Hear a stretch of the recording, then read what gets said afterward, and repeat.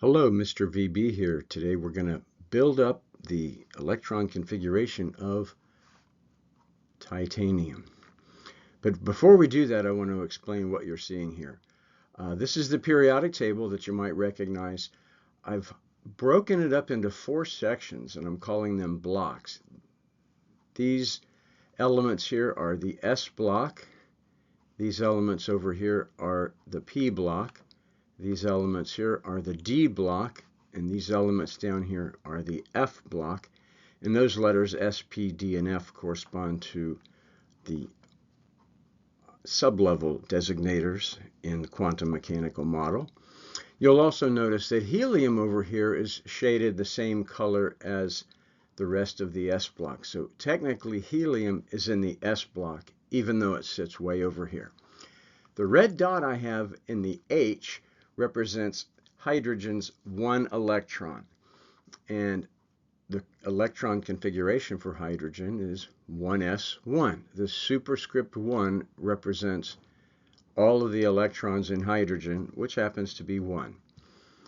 Over to the right, I have the aufbau diagram showing that single electron in hydrogen. Now, I chose for this video to make the initial directions of the arrows in the up direction, but it's arbitrary. I could have chosen down, but I'd have to be consistent. So what I'm going to do is add an electron to this atom that we're building. The next electron ends up here, giving helium 2 electrons. 1 is accounted for there. Here's the second one. So helium has 2 electrons. We know that from the atomic number, which is also 2. The electron configuration is 1s2. And we see that second electron in the 1s sublevel here, pointing down. 1 arrow pointing up, 1 arrow pointing down. That kind of means those 2 electrons have opposite spins.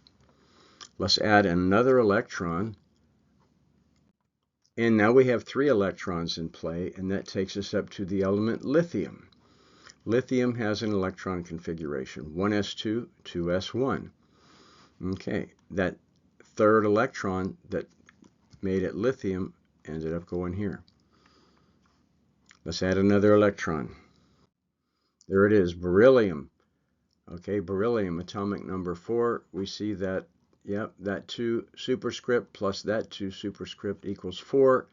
So we know we're on the right track. And now we have a total of 4 electrons, 2 in the 1s and 2 in the 2s. Guess where the next electron will go? Somewhere in here maybe. Okay, let's add another electron. Wow, we jumped all the way across this gulf to boron, atomic number 5, and 2 plus 2 is 4, plus 1 is 5, so we're good there. And then what's that look like? Well, the 1 electron that started filling up this 2p sublevel, sure enough, this is the 2p sublevel, and there's the 1 electron. Wonder where the next electron will go. It went in the next orbital. You know why? Hund's rule says you can't start doubling up electrons in orbitals until each orbital has 1 electron. And that takes us to carbon, which has 6 electrons by virtue of its atomic number being 6. And sure enough, 2 plus 2 plus 2 is 6. Okay, let's add another one. Oh, we've got 7 electrons now. That takes us to nitrogen. Nitrogen, 2, 4, 5, 6, 7 electrons. That's good. And then we write this configuration as 1s2, 2s2, 2p3, because the 2p sublevel has 3 electrons in it. Let's add another electron. That gets us to oxygen, atomic number 8. So if it's neutral, it'll have 8 electrons. Let's see how that works. 2, 4, 6, 7, 8. Okay, we're good. Notice now that the 2p sublevel had 1 electron in each orbital, now we're allowed to start doubling up. So oxygen adds that second electron. Let's go ahead and add another one. That gets us to fluorine. Wow, the 2p sublevel is almost filled. Okay, and the electron configuration, 1s2, 2s2, 2p5. And if we add one more electron, we're going to have a total of 10 electrons, which corresponds to neon. And you can see 2, 4, 6, 8, 10 electrons. And with neon, we have completely filled the highest occupied energy level. So in this case, the highest occupied energy level is level 2, and it's completely filled. There are no more orbitals on energy level 2. Okay, so the next thing we're going to have to fill up is this 3s. So from neon, we're going to wrap around to sodium. See how it says 3s there? That's a clue. So I'm going to add an electron, and there we have it in sodium, atomic number 11. Here's that 11th electron we just added.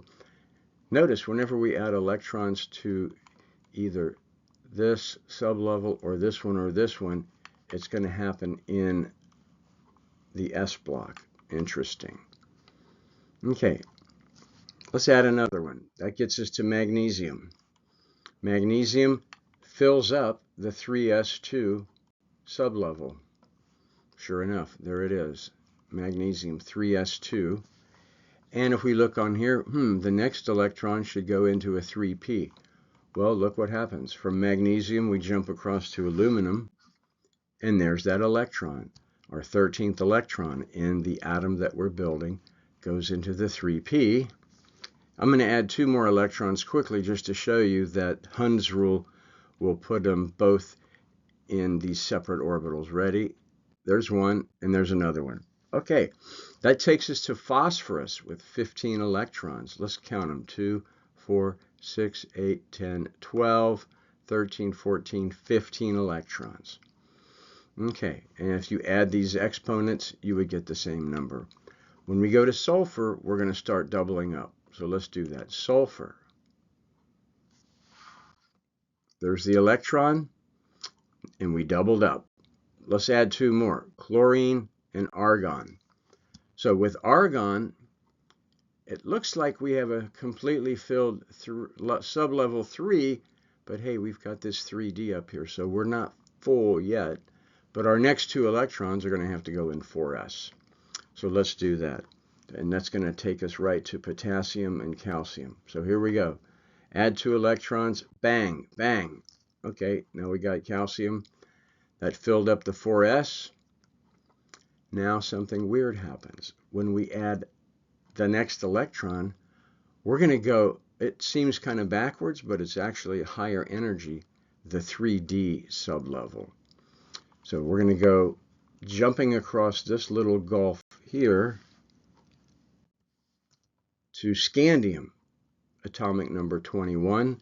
So all of these electrons here add up to 20, and there's number 21 right there. Notice it's at the beginning of the 3d sublevel, which can hold 2, 4, 6, 8, 10 electrons. Let's see if that works. 1, 2, 3, 4, 5, 6, 7, 8, 9, 10. Okay, that worked. Now, one more electron and we'll be at titanium. So on your mark, get set. There it is. Titanium. There it is. Titanium. 1s2, 2s2, 2p6, 3s2, 3p6, 4s2, 3d10. I'm sorry, 3d2. And there are the 2 electrons in that 3d. So here we have a very useful tool, periodic table broken up into an S block, a P block, a D block, and an F block. And that's all for today. Thank you.